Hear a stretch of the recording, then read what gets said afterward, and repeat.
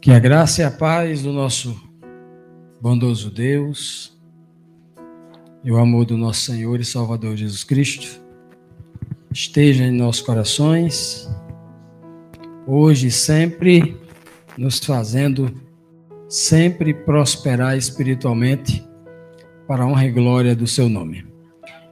Nós estamos aqui, meus amados, em mais uma noite, na companhia dos irmãos aqui em Natal e também na companhia virtual de irmãos que estão espalhados aí por todo o Brasil, que estão conectados e nos acompanhando através da internet.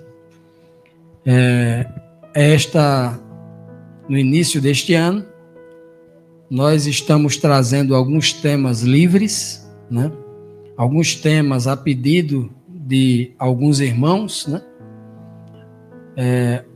Abrimos também o espaço para que os irmãos possam sugerir alguns temas que caibam, por exemplo, numa série, como nós fizemos várias séries, né?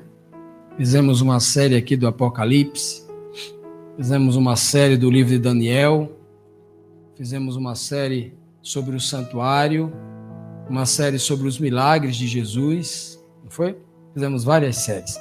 E a última série que nós fizemos foi a série Tipo e Antítipo, buscando as maravilhas do Senhor em toda a sua escritura, principalmente compreender os símbolos, as figuras de linguagem compostas lá no Antigo Testamento. E como disse, essa semana a gente está, no início desse ano, nós estamos tendo alguns temas livres, orando e aguardando aí a solicitação dos irmãos, porque a gente trazer algo da nossa cabeça é muito bom, mas a gente atender a solicitação da igreja, as suas necessidades, eu acho que é melhor ainda, né? Então os irmãos podem nos procurar, manter contato conosco, né? Pelos canais que os irmãos já conhecem e solicitar e sugerir alguns temas da palavra de Deus para que a gente possa estudar e crescer no conhecimento. Hoje nós trouxemos um tema, a trajetória do discípulo. A trajetória do discípulo. Trajetória, jornada, caminhada, assim é a vida de todo ser humano. É como do momento em que a gente nasce até o momento em que a gente morre, para os crentes, né, para os servos de Deus, aqueles que descansam no Senhor, do nascimento até o dia em que a pessoa fecha os olhos para descansar, a morte, é como se fosse uma caminhada, uma jornada que o homem tem que fazer. Né? Porque numa caminhada que você vai fazer, num caminho de 10 quilômetros, você vai percebendo que aquele caminho ele não é igual. Se você caminhar por uma rua dessa daqui, você vai ver que não vai se repetir a mesma casa, são casas diferentes, né? A rua é diferente, aspectos diferentes da arquitetura, tem casa que está no local mais baixo, outra no lugar mais alto, né? Nunca o caminho é igual. Assim é também a nossa jornada. Desde o momento em que a gente nasce até o último dia, tudo vai se transformando. Inclusive, dentro de nós, as coisas vão se transformando. Nosso corpo vai se transformando. Nunca nós paramos de transformar. O tempo todo nós estamos em constante transformação. Do bebê à idade adulta e da idade adulta para a velhice. O tempo todo se transformando. A vida é feita de transformação. Aprendizado e transformação. Assim também é a trajetória do discípulo. No momento em que ele nasce para Cristo, com Cristo, até o último dia em que ele recebe o descanso, é de transformação. Inclusive o descanso precede a maior das transformações. A Bíblia nos garante, o Senhor nos garante no livro de Hebreus, capítulo 4, que ele está guardando para a gente um descanso. Um descanso. Hebreus 4, 7 diz que o Senhor está preparando um descanso. No retorno de Cristo começa esse descanso. E o descanso do retorno de Cristo começa com a maior de todas as transformações, a mais perfeita transformação. E assim também ocorre conosco, né? E aqui eu quero trazer para nós hoje uma trajetória como exemplo. A trajetória daquele que é o exemplo perfeito de discípulo. E o que acontece com ele é um exemplo perfeito de discipulado. Eu quero trazer para nós hoje a história, justamente aqui a cena já aparece ali, né? Um desenho aqui prefigurando Jesus Cristo lavando os pés de Pedro. É Pedro o nosso alvo de hoje à noite, para nós examinarmos esse discípulo como modelo de jornada cristã. A vida humana é comparada a uma viagem. O nascimento é um ponto de partida, a morte é a chegada no destino. Essa é a alusão que muitos pensadores, filósofos, né, sem esperança, fazem da vida. Mas a palavra da fé nos traça outra rota.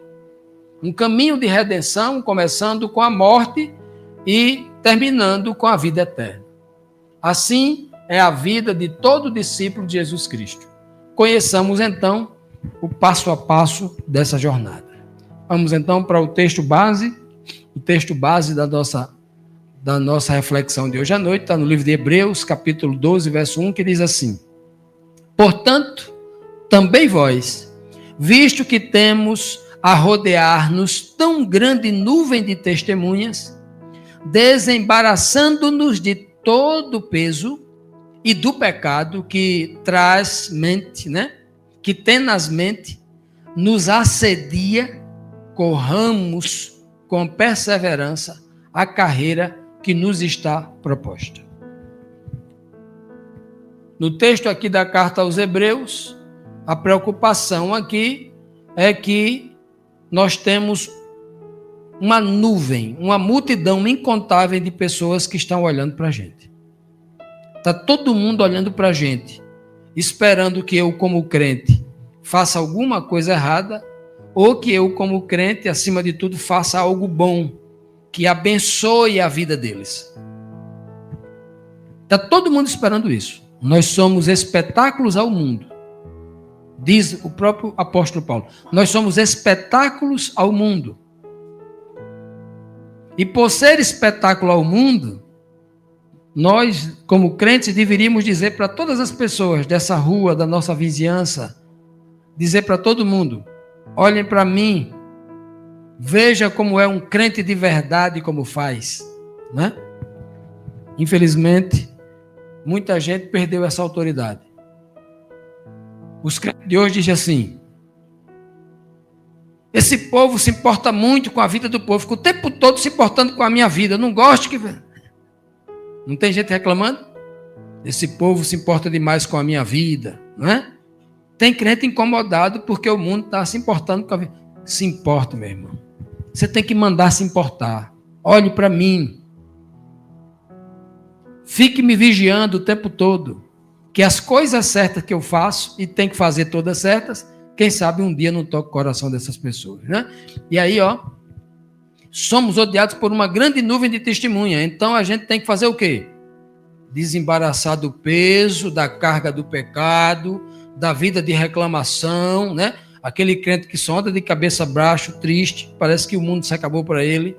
O Deus dele é só de desgraça, não pode, né? A Bíblia manda o tempo todo: tem bom ânimo, tem bom ânimo, ande de bom ânimo. Você tem tudo para ser feliz, você conhece o Deus verdadeiro, você vive sendo abençoado por Ele. Né? Tem pessoas que quando abrem a boca nos cantos, é só reclamação, é só desgraça. Né? Que Deus ele está tendo, né? Então, tire o peso e tire o que mais? O pecado. Se livre do pecado para que as pessoas, ao olharem para você, não vejam pecado, vejam exemplo. Veja obediência, veja sabedoria, né? Se livre de tudo isso. E aí, depois que você livrar, começa a jornada. Corramos a jornada. Corramos com perseverança nesse caminho, sem se desviar para a direita nem para a esquerda. A carreira, diz o apóstolo Paulo, é a carreira que nos está proposta. Proposta, porque tudo de Deus tem um propósito. Quando Ele chama você, ele já tem um propósito para a sua vida. Ele já desenhou a sua carreira. Se mantenha nela, que aí, com certeza, todos nós temos uma jornada a percorrer e a gente tem que se manter nela, né? Pois bem, vamos falar aqui da morte de Pedro. Aí você perguntou, mas a gente não ia começar pelo nascimento? Começar pela morte? Falar da morte de Pedro. Vamos então tratar da morte de Pedro. O texto que eu escolhi aqui está no livro de Lucas, capítulo 5, versículo 10, que diz assim: E disse Jesus a Simão: Não temas, de agora em diante serás pescador de homens. Aqui neste momento está acontecendo a morte de Simão, e neste momento vai nascer um homem chamado Pedro. Simão está morrendo e a nova criatura Pedro está nascendo. Naquele momento estava morrendo o Simão, pescador de coisas deste mundo, e naquele momento estava nascendo um Pedro, pescador de pessoas para o reino de Deus. O homem que estava preso às coisas deste mundo, que vivia para trabalhar, para ganhar o peixe desse mundo, a comida, para manter a casa, para pagar as contas, para manter a sobrevida deste mundo, estava morrendo. Simão estava morrendo. E agora estava nascendo uma nova criatura chamada Pedro, que nós chamamos de Pedro, né? Lá na língua deles é Kefas, ou Cefas, como está escrito em algumas Bíblias, né? Kefas era o nome dele. Você não é mais Simão, agora você é Kefas. Você não é mais Simão, aquele que ouve, agora você é Kefas, pedrinha, um argueirozinho, você agora é esse. Então você começa a sua jornada agora, deixando de ser, matando o homem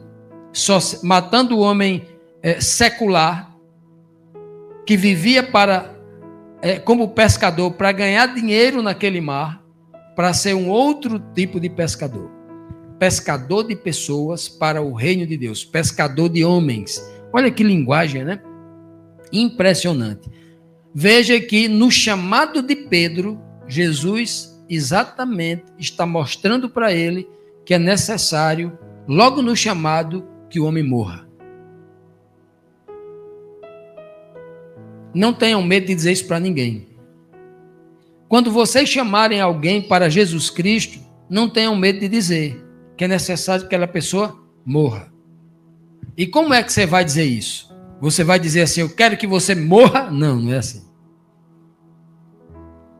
Você pode dizer isso de muitas maneiras, da maneira mais bela e bonita, da maneira bíblica, dizer assim, olha, se você sentir o toque de Jesus na sua vida, se você desenvolver a fé em Jesus Cristo, você será uma pessoa que você mesmo vai se surpreender com você. Você vai ser uma nova criatura, mas tão bela, que um dia você vai se olhar no espelho espiritual e vai dizer, louvado seja Deus, porque é o Senhor que me transformou nisso aqui. Essa é a maneira que você vai dizer para as pessoas que elas precisam morrer. Porque Jesus, Deus, os céus, não admite que ninguém que seja chamado para iniciar no caminho, na jornada, não morra. Tudo começa com a morte. Parece contraditório, parece antagônico, porque tudo começa com o nascimento, com a vida. Tudo termina... Não, aqui na obra de Deus começa com a morte. Tudo começa quando o homem morre. E é assim, se você for levar para a natureza, como é que tudo começa na natureza? Você pega um grão de milho para plantar um pé de milho. E aí, para você, tudo começa quando o pezinho, a árvore, brota aquelas folhazinhas verdes lá do chão. Ali começou o pé, começou a crescer o pé de milho. Não, tudo começa quando você joga a semente na cova, buraco, defunto, cova. E ali a semente morre. Tudo começa ali. Porque se a semente não morrer, não tem o início. Tudo começa com a morte. Nós começamos a nossa vida com Cristo Jesus, se primeiro nós morrermos para o mundo, para a nossa vida que nós tínhamos anterior. O Simão morreu para a vida que ele tinha de pescador. E agora ele vai viver única e exclusivamente para Cristo, o Pedro. Tudo começa aí. Então, Pedro começou correto, começou perfeito. É o exemplo de discípulo. Começa exatamente assim. E aqui, vamos colocar o primeiro pé na caminhada, né? Na caminhada. E aconteceu com Pedro o seguinte: e respondeu-lhe Pedro e disse: Senhor, se és tu que está caminhando aí por cima dessa água sem se afundar, manda-me ir ter contigo por cima das águas também, como tu está aí. E Jesus disse: vem. E Pedro, descendo do barco, andou sobre as águas para ir ter com Jesus. Veja que na caminhada do discípulo, na presença do mestre, é muito importante ele aprender com o mestre e nunca querer ensinar ao mestre ou questionar o mestre, já que ele está no processo de aprendizagem. Toda vez que um aluno questiona o mestre de uma lição que ele ainda não compreendeu perfeitamente, ele está querendo dizer para o mestre que ele sabe alguma coisa que o mestre não sabe. E se ele sabe alguma coisa que o mestre não sabe, quer dizer que ele sabe mais que o mestre. Isso é um problema grave. Todo aluno, e nós temos essa mania, em algum momento da nossa vida, a gente questionou com Jesus. No momento em que a gente quer dizer que sabe mais do que ele, quando a gente quis fazer a coisa do nosso jeito, mesmo a gente sabendo pelas escrituras a recomendação que era de outro. Nós temos a mania, ou vício, ou defeito, de querer fazer segundo a nossa inteligência, segundo o que a gente acha que é certo. Pedro fez isso. Pedro cometeu alguns erros aqui na caminhada dele. Se você olhar para esse texto, você vai logo se questionar. Ora, Pedro não poderia ir até Jesus Cristo remando? Poderia, ele estava no barco. Ele poderia ir até Cristo remando. Ô, meus amigos, meus irmãos, companheiros, vamos remar ali até onde ele está ali, que eu quero ver se é Jesus mesmo que está ali. Por que que Pedro, então, pede para descer do barco? Olha que perigo. Para que o homem vá até Jesus, ele não precisa andar sobre as águas como Jesus andou. Porque ele não é mestre como Jesus. Pedro havia recebido o batismo com o Espírito Santo que Jesus recebera lá no Rio Jordão. Não tinha recebido ainda. Então eu não posso ser nunca como Jesus. Se eu sou aluno dele, eu não posso ser nunca, querer ser igual a ele, numa discussão, num processo de aprendizado, onde ele sabe tudo, e eu estou aprendendo tudo com ele. Não tem sentido. Eu discuti com ele. Eu posso até questionar, perguntar, porque eu não estou entendendo. Mas o momento em que Pedro fala assim, olha, se é tu mesmo que está aí, manda que eu vá ter contigo, porque eu quero andar também, eu quero sentir a sensação que tu sentiu andando por cima das águas. E é um perigo, viu? Isso é um perigo. Toda vez que você diz, Senhor Jesus, você orando a Jesus, você diz assim, Senhor Jesus, eu queria sentir aquilo que tu sentiu quando o Espírito do Pai tocou. Quem é que não gostaria de sentir isso aí? Eu queria sentir aquilo que tu sentiu quando o Espírito de Deus te usou para pregar daquela maneira poderosa que o Senhor pregou em tal lugar. Quantos de nós já não pediu isso? Cuidado, porque se você pede para que sentir o que Jesus sentiu do Espírito, você também está pedindo para sentir os cravos que ele sentiu, a surra que ele levou, a vergonha que ele passou. Porque ou você sente tudo, ou você não sente nada. Porque toda bonança, todo aprendizado, ela traz consigo uma consequência. Traz uma responsabilidade. E aí Pedro não sabia o que estava pedindo. Estava no início da jornada e ele queria andar como Jesus andava. Se ele não tinha o conhecimento e a unção que Jesus tinha ainda.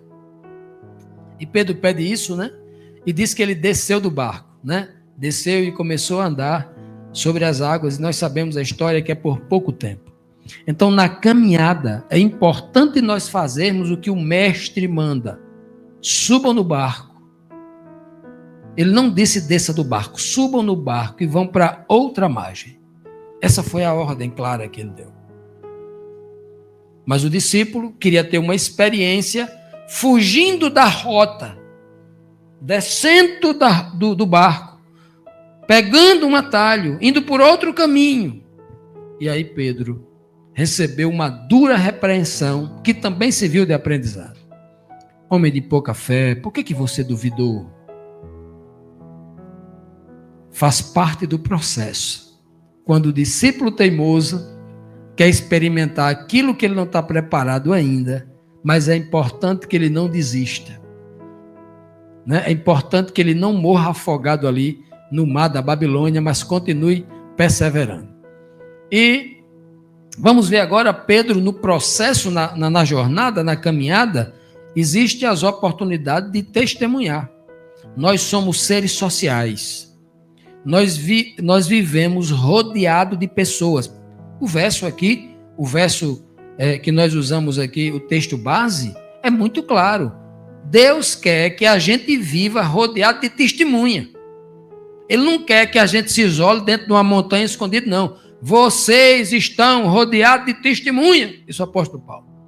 Quanto mais testemunhas estão olhando para vocês, mais possibilidade vocês têm de resgatar a pessoa para o reino de Deus. É o que Paulo diz. É o que a Bíblia diz. E aí, a possibilidade de testemunhar. Testemunhar é a maior honra e a maior dádiva que Deus nos deu. Porque quando eu estou testemunhando de Cristo e de Deus, eu me torno um representante de Deus e de Cristo aqui na terra para levar a sua mensagem, os seus ensinamentos. Então, Pedro também teve essa oportunidade, né? E Jesus perguntou assim, e vocês, perguntou Jesus, quem vocês dizem que eu sou? Aí que o texto fala, Simão Pedro. Veja que Pedro aqui não estava completamente transformado. Ele tinha um pouco do Simão e tinha um pouco do Pedro ainda, né? Simão Pedro respondeu e disse assim, tu és o Cristo, o Filho do Deus vivo. O testemunho de Pedro é o maior testemunho de todas as Escrituras Sagradas, esse aqui.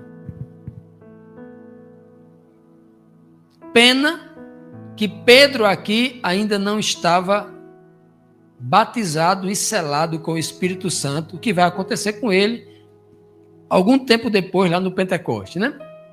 Mas aqui ainda não. Então Pedro, Jesus, quando questiona os discípulos, olha, o que é que o povo diz que eu sou? Quem eu sou? Porque Jesus era o Messias, o prometido, o Cristo, o enviado de Deus para expiar o pecado da humanidade. E ele perguntou, eles disseram, não, uns dizem que tu és o profeta Elias, é Jeremias, ou outro profeta, outro diz que tu és o João Batista aí, reencarnado, tal, né? Essas crenças, né, que tinham lá. Aí, Jesus olha para os discípulos e fala, eu quero saber de vocês. O discípulo afoito, olha, o discípulo disponível, isso é muito importante.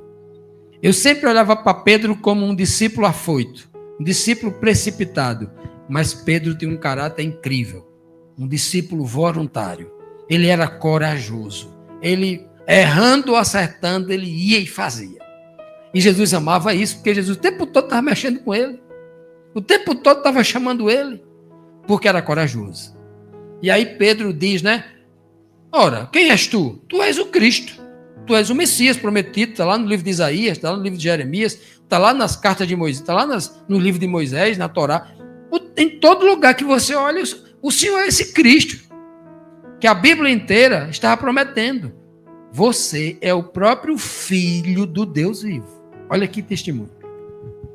Isso é tão forte, mas é tão forte, que Jesus dá um louvado seja Deus ali, ó. Louvado seja Deus, porque não foi carne, nem sangue, não foi o conhecimento do homem, não foi o conhecimento da humanidade quem te revelou esta verdade agora. Você falou neste momento, não foi inspirado por um conhecimento acadêmico, não. Você falou agora porque o Espírito do meu Pai inspirou a sua mente, trouxe uma luz na sua cabeça, um despertamento, e você foi iluminado para falar isso. E teve a coragem de falar. O Espírito de Deus, quem sabe, naquele mesmo momento, não tenha falado também a mente de João, a mente de Tiago, dos outros, né, de Filipe, os outros ali, discípulos que ali estavam. Mas Pedro teve a coragem de falar. Pedro disse: tu és o Cristo, o Filho de Deus vivo. E Cristo deixa bem claro, olha, e o que você falou agora é tão profundo, é tão verdadeiro, que sobre esta pedra, tu és o Cristo, o Filho de Deus vivo, sobre esta frase que você falou, que é o maior fundamento da igreja, contra esta frase, as portas do inferno nunca prevalecerão. A morte é incapaz de vencer isso aqui. Podem até perseguir a Bíblia, cortar a Bíblia, mas esta verdade sobreviverá até o fim. Que coisa linda, né? Olha, sobre esta rocha eu edificarei, sobre esta pedra, nesta pedra, tu és o Cristo Filho, sobre esta pedra eu edificarei a minha igreja. E contra esta verdade as portas do inferno nunca prevalecerão. Muita gente tentou destruir essa doutrina, o Cristo, que Cristo é o Filho de Deus. Muitas igrejas mudaram a doutrina para Cristo é o Deus Filho, Cristo é o próprio Deus, Cristo. Mas as portas do inferno nunca vai prevalecer contra essa verdade aqui que o Senhor deu. O próprio Pai inspirou a mente de Pedro ali, que Jesus já sabia, obviamente. E aí ele diz isso. Olha o testemunho de Pedro como é forte. Mas na vida do discípulo é assim. Um dia você está animado por um grande aprendizado. No outro dia você está se questionando para aprender. Poucos minutos depois, 7 versículos à frente, nós temos Mateus 16, vamos para Mateus 16, 22. Pouco tempo depois acontece isso aqui. Então Pedro, chamando Jesus Cristo à parte, Pedro agora como discípulo já dizia: eita, agora eu sou a pedra. Agora eu sou o cara. Jesus falou que eu sou o homem usado por Deus. Não falou com nenhum discípulo, só falou comigo. Chamou Jesus à parte. Como se ele fosse igual a Jesus, eu fosse... Olha, então Pedro, chamando Jesus à parte, separado, só ele e Jesus, começou a repreender Jesus, dizendo assim: Senhor, nunca, Senhor, isso irá acontecer contigo. Tu vai morrer? Morrer para não ter certeza? Não, nós não vamos admitir, não vamos deixar ninguém matar o Senhor, não. Eu vou logo na frente com a espada matando todo mundo. Não vou deixar cair um fio de cabelo. Era mais ou menos isso que Pedro queria dizer. Isso nunca te acontecerá. Jesus virou e disse a Pedro, falando a Pedro, a criatura que estava ali aprendendo com ele: para trás de mim, Satanás, você é uma pedra de tropeço. Para a igreja que diz que Jesus falou assim: sobre esta pedra edificarei a minha igreja, e Pedro era pedra, Jesus está dizendo que Pedro é pedra, mas pedra de tropeço. Você é uma pedra de tropeço para mim. E não pensa nas coisas de Deus. Ora, se Deus acabou de falar na mente dele, mas nas dos homens. Você está falando como a linguagem dos ímpios. Você está falando com a cabeça dos ímpios. Meus amados, não teve nenhum discípulo que recebeu tantas repreensões duras como o apóstolo Pedro. Mas Pedro não baixou a cabeça. Pedro não quis sair da igreja. Pedro não ficou com raiva de Jesus. Pedro não se vingou de Jesus. Pedro era um homem humilde, afoito, corajoso, mas humilde. Ele recebia tanto a glória do, entre aspas, que Cristo não elogiava, Cristo apenas dava a honra que deveria ser dada. Mas, acima de tudo, Cristo não tinha medo de repreender. E ele repreendia mesmo quando a coisa era muito séria e era necessário a pessoa entender que aquilo era muito sério, nunca mais cometesse aquele erro. E ele é muito duro com Pedro aqui. Mas Pedro não desiste. As pessoas que desistem da jornada, porque recebem um puxão de orelha, porque recebem uma repreensão, elas nunca vão concluir o seu curso de discípulo, nunca vão se formar discípulo, nunca vão receber o diploma de discípulo. O diploma é a unção, o batismo e o selamento com o Espírito que Pedro vai receber e vai se tornar alguém muito poderoso mesmo, de tal forma que vai espantar o mundo até hoje. O discípulo, em alguns momentos, ele está por cima. se sente por cima. Quem aqui já não se sentiu por cima? No momento de grande bênção, de uma grande revelação, de um entendimento, né? Quem? Não estou falando aqui de se sentir orgulhoso. Não estou falando aqui de se sentir superior a ninguém. Estou falando de se sentir por cima, se sentir bem, se sentir folgado, se sentir abençoado por Deus. Né? Pedro também. Olha só. Jesus tomou consigo quem? A Pedro. Chamou Pedro. Pedro é o primeiro. Ó. Da lista, Pedro é o primeiro. Chamou Pedro, Tiago e João, que era irmão de Tiago. E conduziu os três, em particular, a um alto monte. Pedro estava tanto por cima que era no alto monte. E ali Jesus se transfigurou diante deles. E o rosto de Jesus resplandeceu como o sol. Algumas versões falam sol ao meio-dia. E as suas vestes se tornaram brancas como a luz. Uma grande manifestação gloriosa de Jesus, que Pedro já disse que ele era o Messias, o Filho de Deus, né? E Pedro, veja só, não é Pedro, Tiago e João, agora é só Pedro. E Pedro, tomando a palavra de novo, disse a Jesus: Senhor, bom é estarmos aqui. Também o restante da história a gente conhece. E ele pede para construir 3 cabanas, porque ele vê também ali Moisés e Elias. Uma cabana, ele queria construir, Pedro, Tiago e João queriam construir 3 cabanas. Uma cabana para Jesus, uma cabana para Moisés e outra cabana para Elias. Como se quisesse morar ali para sempre. É tanto que Pedro diz: é bom estarmos aqui. Vamos morar aqui? É bom estarmos aqui. Pedro, como discípulo, já se aventurava a dizer o que era bom. Um outro candidato a discípulo procurou Jesus Cristo dizendo assim: bom mestre, o que eu devo fazer para herdar a vida eterna? Aí Cristo responde: por que você me chama bom? Bom, só há um, o meu Pai que está nos céus. Se você me chama bom, você está dizendo que eu venho da parte dele, que eu tenho ligação com ele, que o Espírito dele está em mim, que eu estou na autoridade dele. O homem nem entendeu isso, mas Cristo deixou bem claro.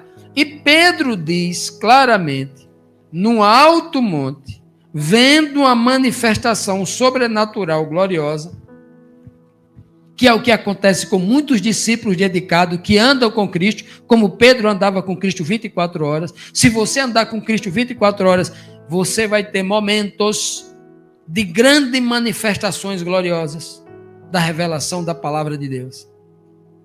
E você vai dizer assim: como é bom estar aqui, eu não quero sair daqui. Eu quero continuar sentindo isso. Isso é maravilhoso demais. Isso traz saúde, isso me faz esquecer o mundo, esquecer os problemas, esquecer a dificuldade. Até as coisas boas você esquece, porque aquilo é melhor do que tudo. Você não quer sair daqui. Aqueles que já sentiram isso que eu estou dizendo, vão entender muito bem o que eu estou dizendo. Quem não sentiu ainda, busque. Busque andar com Jesus até no alto monte, que você vai entender. Porque Cristo convida quem anda com ele. Cristo convida quem tem coragem de abandonar, né, a sua vida de pescador para ser pescador de homem. Cristo convida. E aí, olha, Pedro, neste momento, nessa jornada, no meio da sua caminhada, Pedro recebe uma grande revelação. Essa revelação é tão grande, foi reservada apenas para 3 pessoas. Só 3 pessoas em toda a terra viram a manifestação de o rosto de Cristo começar a mudar de figura, se transformar numa outra pessoa, mostrando para Pedro, para Tiago e para João, que como é que acontece a transformação no abrir e fechar de olhos, lá no final, quando diz o apóstolo Paulo, lá em 1 Coríntios 15, que nós seremos transformados num abrir e fechar de olhos. Ante o toque da última trombeta, os vivos serão transformados em outras, né, no outro corpo, a mesma criatura transformada num outro corpo, um corpo incorruptível, um corpo feito para viver eternamente, um corpo que não envelhece, um corpo que não adoece, um corpo que não morre, que não sente fome, calor, frio, não sente nenhuma necessidade que nós sentimos hoje. Já imaginou que beleza?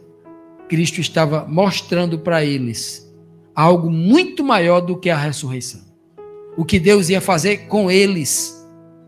E ali provou, tá vendo? Esse aqui morreu, Moisés, ó. Deus ressuscitou ele, está aqui vivinho. Está vendo esse aqui, esse Elias? Elias estava ali com quantos anos? Nos dias de Cristo. Elias já estava com 1000 anos. Está vendo esse aqui? Não morreu até hoje. Viveu mais do que está vivendo e vai viver. Até hoje, os dias de vida dele é maior do que os dias de Adão, do que o de Matusalém. Que coisa linda, né? Pedro viu isso. Pedro recebeu essa revelação. E você, no meio da caminhada, eu e você, no meio da caminhada com Cristo, a gente pode receber uma revelação dessa. Porque nós temos recebido muitas revelações. E o Senhor tem mostrado e tem realmente nos colocado por cima. Mas também há situações em que a gente é contrariado. Na caminhada do discípulo, existem situações em que a gente é contrariado. Algo que a gente escuta que a gente não queria escutar. Algo que a gente diz que o Senhor vai dizer, não é assim não, é diferente. Corrija o que você disse. Nós somos contrariados. E o discípulo, ele tem que saber que ele pode ser contrariado e seja humilde quando for contrariado, porque ele não é dono da verdade. O dono, quem conhece a verdade é o mestre que está ensinando. Se não, se ele soubesse, ele não era discípulo, ele era mestre. Ó, a Bíblia diz aqui em Mateus 26, mas Pedro respondendo disse-lhe, ainda que todos esses 11 aqui, discípulos comigo, escandalizem em ti, eu nunca me escandalizarei em ti, disse Pedro. Então Jesus disse-lhe, em verdade te digo que nesta mesma noite, antes que o galo cante, você vai me negar 3 vezes. Não é me negar só, você vai me negar 3 vezes. Olha que coisa terrível, né? Pedro falou assim, Cristo tinha acabado de dizer, olha, tem alguém aqui que vai me trair, alguém que vai me negar, alguém que vai me trair. Uma traição é maior do que uma negação. Alguém aqui, aí Pedro falou assim, quem será? Esse que vai pegar comigo aqui o pão aqui, molhar, esse é o que é o traidor. Aí ele diz, Judas, o que você vai fazer? Faça logo. Faça depressa. Quando Judas sai, Pedro fala assim, ei, esses aí podem, mas eu não. Os discípulos, em dado momento da vida, se sentindo encorajados, confiando na sua própria carne, no seu próprio músculo, pode se comportar como Pedro se comportou aqui. Confiar na própria força, no próprio músculo, na própria inteligência, na própria inspiração, nos seus próprios conhecimentos e dizer assim, nesta igreja só quem tem de crente sou eu. Eu sou o mais sábio, eu sou o mais consagrado. Olha que loucura. Um homem sábio jamais vai chegar a essa conclusão. Nem no íntimo, mesmo que ele não abra a boca e fale isso. Mas o homem de verdade espiritual, ele sente no seu coração que ele não é de fato superior a ninguém, nem melhor do que ninguém, e nem mais sábio do que ninguém. Porque tem muita gente que não fala, mas sente. Está pior, mais errado do que quem fala. Seja como Pedro, fale. Pelo menos ser corrigido. Toma um puxão de orelha de Jesus logo e se corrige. E aqueles que não falaram, que ficaram sentindo. Como Judas, que não falava. Não tem relato de Judas, poucos são relatos de Judas. Reprovou Jesus lá no jantar. Mas qual é a fala de Judas? Silencioso. E por dentro, aquelas coisas ruins, né? Os 3 que falaram tiveram a coragem de se expor e levaram puxões de orelha. Os 3, Pedro, Tiago e João. Tiago e João falou assim, mamãe, peça lá a Jesus para eu sentar uma à direita e outra à esquerda lá. E Jesus repreendendo eles, né? Olha, se você é discípulo, não tenha medo de ser repreendido, não. Pedro, se você olhar na Bíblia, o nordestino ia dizer, Pedro é o discípulo mais sem vergonha. Jesus vivia batendo nele, puxando a orelha e ele não aprendia. Alguém pode dizer isso. É o que mais aprendeu. Porque teve a oportunidade de se comunicar, de interagir com o mestre, mesmo estando equivocado. Se arrependeu, aprendeu, né? E Pedro escutou de Cristo. Verdade. E olhe como é lindo o procedimento de um mestre. Porque Jesus poderia ter pego Pedro, chamado ele à parte, e aí Jesus teria cometido um erro grave. Ele estava dizendo ali para os 11 que Pedro era superior aos outros. Não. Ele repreendeu Pedro na frente de todo mundo, para mostrar a todos os discípulos, inclusive os que estavam caladinhos lá com o mesmo pensamento de Pedro.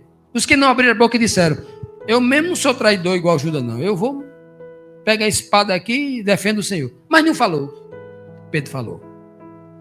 Quantos não estavam ali falando, né? Quantos discípulos silenciosos não estavam na mesma condição, com o mesmo sentimento de Pedro? Quantos de nós não temos os mesmos sentimentos e os mesmos procedimentos? E aí Cristo diz claramente: você vai me negar. Outros momentos, um dia ele está por cima, outro momento a gente está por baixo. Pedro chegou o momento dele.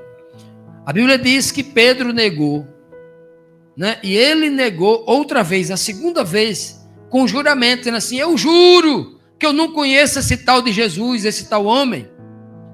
E daí a pouco, aproximando-se, os que ali estavam disseram a Pedro: verdadeiramente também tu és um deles, pois a tua fala te denuncia que você fala igual Jesus.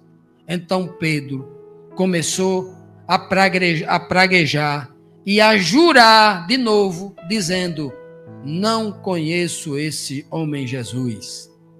E imediatamente, essa que era a terceira, imediatamente o galo cantou, após Pedro negar Jesus 3 vezes.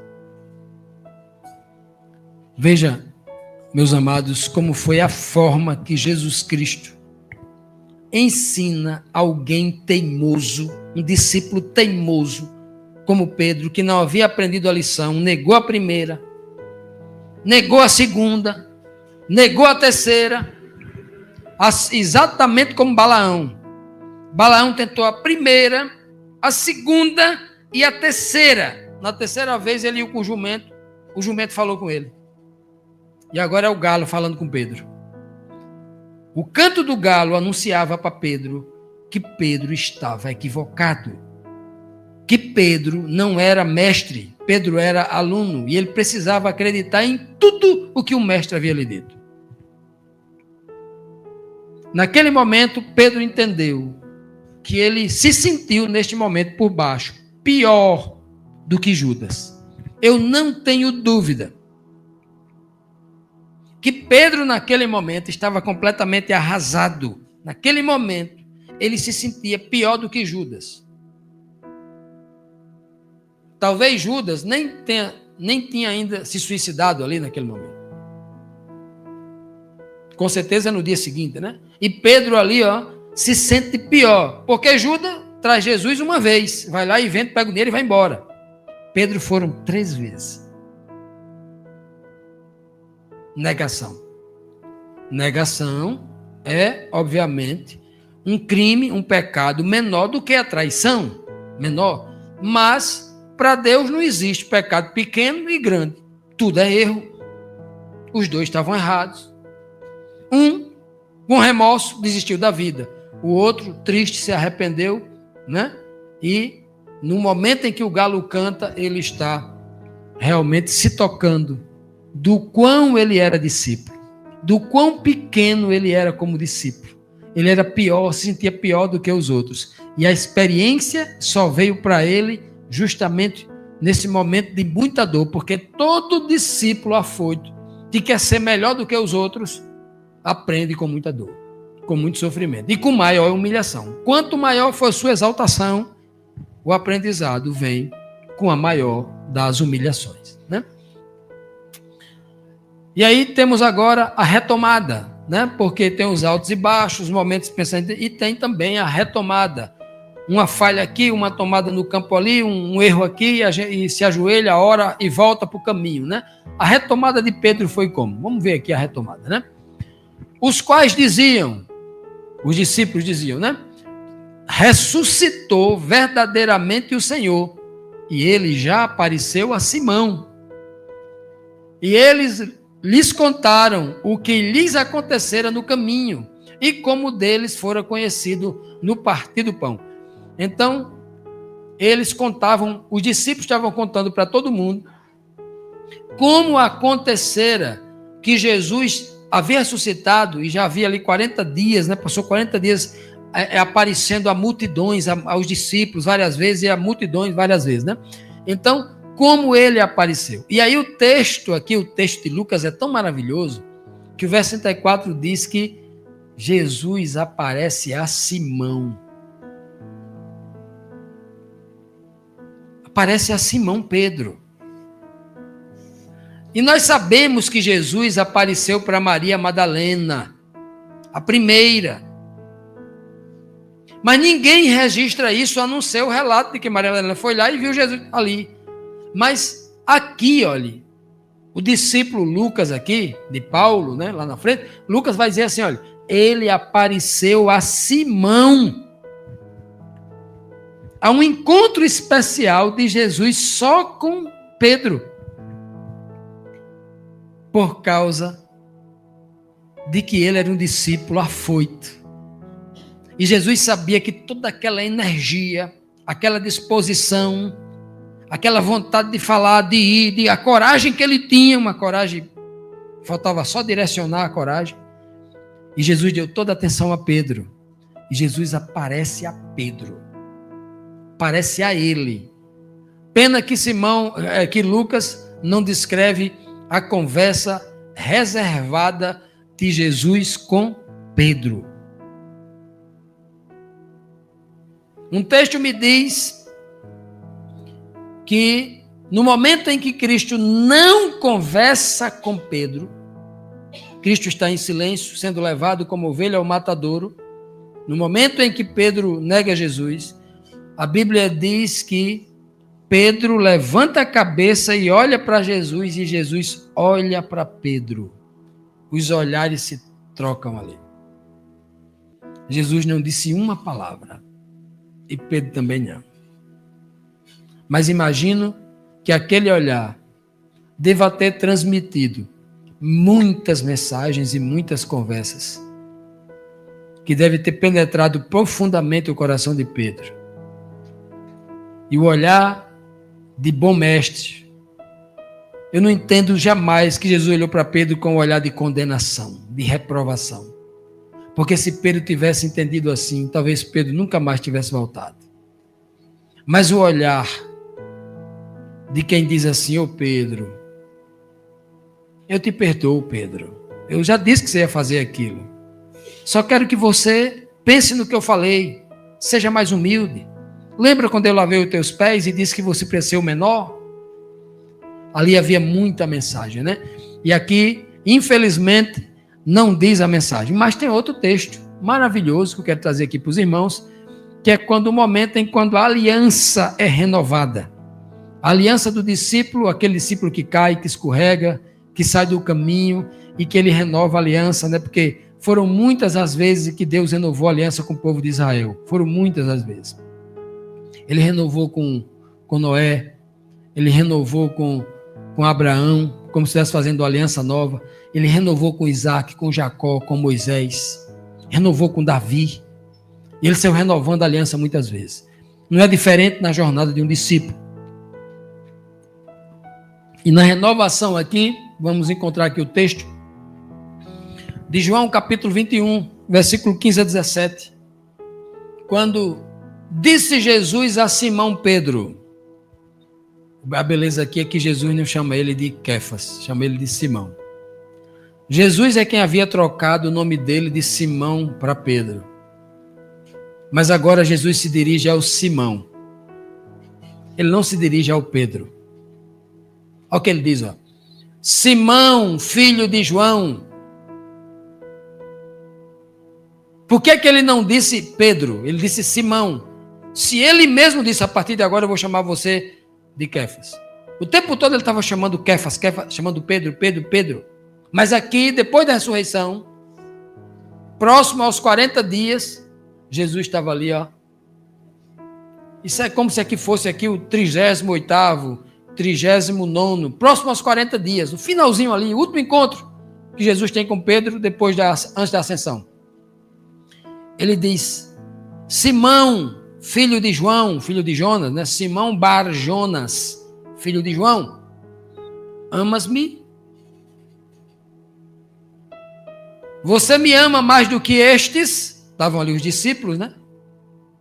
Você me ama mais? Quem sabe ali estavam ali os outros 10 discípulos, mais algumas mulheres e outros, né, simpatizantes ali. Você me ama mais do que o restante das pessoas que estão aqui com você? E Pedro falou assim: sim, Senhor, tu sabes que eu te amo. Parece que Pedro não tinha aprendido a lição. Quando ele disse assim: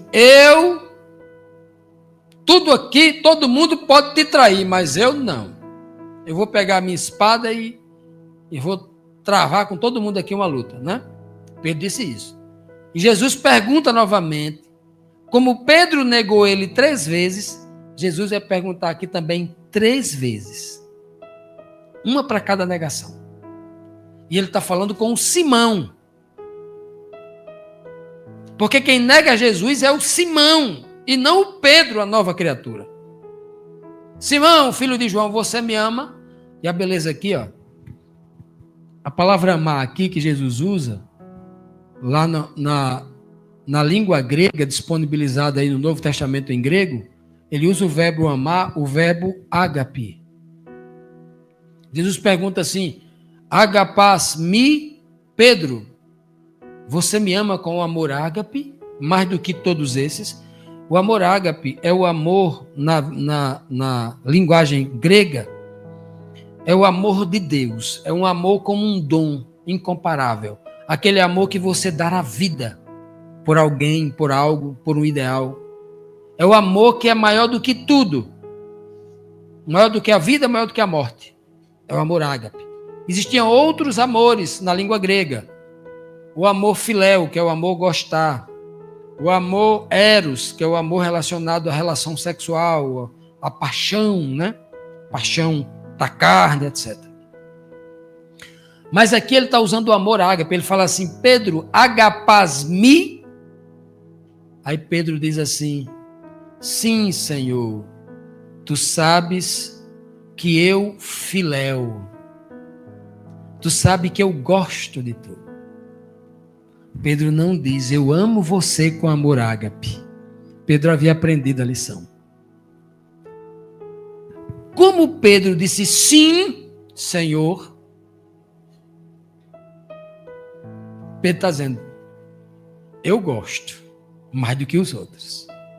Então, Jesus disse assim: se você gosta, então apacente os meus cordeirinhos, ou as minhas ovelhas. Apacente as minhas ovelhas. Disse-lhe Jesus, então, ele já tinha dito igual essa daqui, ó. Ele fez a primeira pergunta, era igual essa daqui. Amas-me, ágape? E Pedro respondeu, filéu. Já era a segunda vez, agora ele vai perguntar a terceira. Disse-lhe Jesus a terceira vez: Simão, filho de Jonas, amas-me? Aí Cristo pergunta agora: Pedro, Simão, filéu, fileis-me? Cristo já não pergunta mais ágape. A terceira vez Cristo diz assim: Pedro, fileis-me, você gosta de mim mais do que todos estes? Aí Simão ficou triste. Quem ficou triste foi Simão. Simão ficou triste, porque Jesus já perguntava a terceira vez: amas-me, fileis-me? E disse: Senhor, tu sabe tudo. Tu sabe que eu filéu, que eu gosto do Senhor. Eu não aprendi a amar o Senhor ainda com amor ágape. Eu não tenho força para te amar com amor ágape. Eu falei isso lá atrás e eu me dei mal. Um galo me fez vergonha e disse que eu não tinha esse amor. E eu estou morrendo de vergonha porque eu disse e não cumpri. Mas algum tempo depois, Pedro é batizado com o Espírito Santo lá no Pentecostes. E Pedro começa a fazer um trabalho como discípulo. Um dos trabalhos mais belos que eu encontro em toda a Bíblia. Eu só encontro um trabalho mais bonito, porque foi descrito com mais escrituras, que é o trabalho de Paulo. Faltou escrituras para descrever a obra de Pedro, que não temos. E Pedro faz um trabalho incrível. Pelo mundo todo, rodando ele por dia, pregando o evangelho e vivendo o evangelho, até chegar o dia. Lá por volta do ano 60 e Paulo morre em 67. Pedro morre também ali 65, 66, eu acho no mesmo ano, 67 também. E aí os dois morrem próximo um do outro ali nas datas, né? Pedro morre antes, Paulo morre depois. E chegou o dia da morte de Pedro. E Pedro, quando é questionado sobre Jesus Cristo, seu mestre, e ele sabe que vai morrer por Jesus, e nesse momento ele não nega mais. E neste momento Pedro já amava Jesus com amor ágape, porque ele foi um discípulo que não desistiu em toda a jornada de aprender com Cristo. E agora ele tinha aprendido tanto com Cristo que ele já amava igual Cristo. Ao ponto dele dizer: eu não sou digno de morrer como meu mestre. Eu quero que vocês me crucifiquem, mas de cabeça para baixo. E aí Pedro mostra claramente que neste momento ele não precisa dizer para ninguém que ama Jesus com amor ágape. Ele simplesmente ama. Ele simplesmente faz. Ele não precisa dizer para ninguém que ama. E aí, meus amados irmãos, agora um conselho a todos nós discípulos que meditamos na vida do discípulo Pedro, na vida do discípulo Tiago, João, na vida do discípulo Paulo. E aí um recado que Paulo dá a todos os discípulos, ele diz assim: irmãos, quanto a mim, eu não julgo que já tenha alcançado o que Pedro havia alcançado. Mas uma coisa eu faço como discípulo, e é que, esquecendo-me das coisas que para trás ficam, para que aquele trauma não me prejudique no crescimento espiritual, as coisas que para trás ficam, os pecados que ficaram para lá, devem ser esquecidos, abandonados, nunca mais repetidos. As coisas que para trás ficam, eu avanço para as coisas que estão diante de mim, aquilo que Cristo está me ensinando, as novidades, e eu prossigo para o alvo. Pecado quer dizer, a palavra pecado quer dizer errar o alvo, mas eu prossigo agora para o alvo, pelo prêmio da soberana vocação, propósito, jornada desenhada de Deus em Cristo Jesus. Todo discípulo que está em aprendizado, que está no processo de aprendizagem, ele precisa deixar os traumas, as vergonhas para trás e usar aquilo como aprendizado para crescer na obra. E mais um conselho que Paulo ainda dá para nós, ele diz assim: olha, não se esqueça do seguinte: nós sabemos que todas as coisas contribuem juntamente, todas juntas, não as coisas isoladas, mas todas as coisas juntas, elas contribuem para o bem daqueles que amam a Deus, daqueles que são chamados segundo o seu propósito. Deus chamou cada um de nós para um propósito. Ele chamou você para você realizar uma obra. A obra de pregar o evangelho, de testemunhar, esse dom é universal. Todo mundo tem que fazer isso. Mas você tem um papel, você tem uma obra, você foi colocado nesse mundo. Que se você se entregar a Cristo, Ele vai dizer: olha, você vai entender, você foi colocado neste mundo para salvar a sua família, para salvar o vizinho, para que com a sua obra, pessoas distantes conhecessem a salvação, conhecessem Cristo e fossem salvas. Porque esse é o propósito, não tem outro. Deus não chamou você com o propósito de você ter uma grande empresa, ser rico, milionário. Ele não chamou você para você criar uma família linda, maravilhosa e morrerem nesse planeta aqui, não. Tudo que é passageiro nesse planeta está dentro do propósito de Deus, mas não é o propósito de Deus. O propósito maior de Deus é que nós sejamos homens e mulheres espirituais para salvar pessoas para o seu reino. Esse é o propósito, não tem outro. E nós precisamos nos enquadrar dentro desse propósito. A nossa jornada, ela está desenhada dentro desta rota, dentro desse propósito.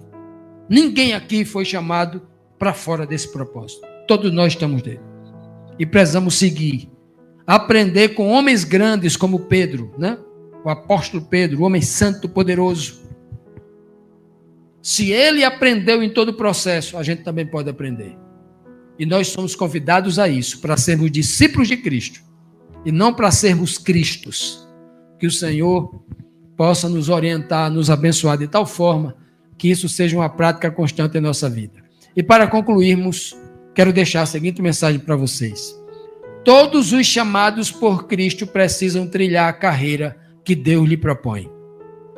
O caminho do mundo não tem um propósito definido, um alvo certo, embora todos eles convirjam para um só, para a morte, que é diferente dos planos de Deus, né? Os planos que Deus tem desenhado para cada um dos seus servos que foram separados para a verdade. O nosso caminho tem um destino certo, o reino de Deus, o reino eterno de Deus. Que o Senhor nos abençoe, que o Senhor nos tome em suas mãos, que o Senhor Jesus, o nosso mestre, assim como fez com Pedro, faça conosco. Se tiver que repreender, repreenda. Se tiver que puxar a orelha em público, que faça isso. Mas, sobretudo, nos ame, nos oriente, nos ensine e nos batize no seu nome. Amém.